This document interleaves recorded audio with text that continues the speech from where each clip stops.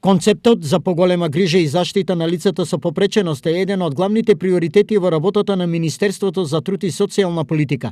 Најави попладнево од Штип ресорната министерка Јагода Шахпаска по работната посета на Центарот за престој на лица со интелектуална и телесна попреченост и Центарот за социјални работи. Тоа значи дека овој дневен центар вработените ги почитуваат протоколите кои што се значат почитување на препораките на здравствените власти во услови на пандемија за безбеден престој на корисниците и за користење на услугите кои што на вистина и во услови на пандемија им се неопходни на оваа категорија на наши граѓани. Од 34 центри кои што постојат во државата, 31 центар работат. Значи, само 3 центри се во моментот затворени.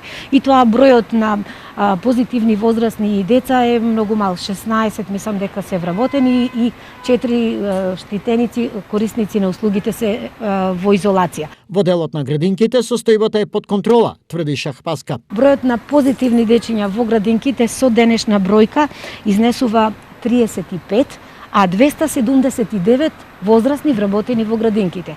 Позитивна оценка министерката даде и за досегашната работа на овдешниот Центар за социјални работи. Спроведувајќи ја социјалната реформа во Штипскиот центар, навремено и квалитетно се решаваат проблемите на социјално загрозените семејства, приматели на социјална помош, особено олеснете пристапот во остварување на правото за користење на гарантирана минимална социјална помош.